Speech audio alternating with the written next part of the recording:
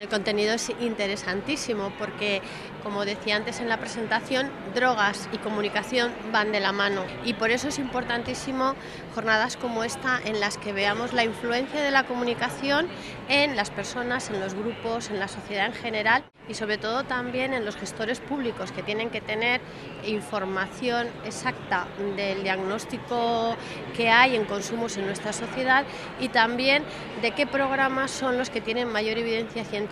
a la hora de implementarlos también en la población sobre la que queremos trabajar. El pensamiento crítico es necesario tanto para los que estamos en gestión como la sociedad en general,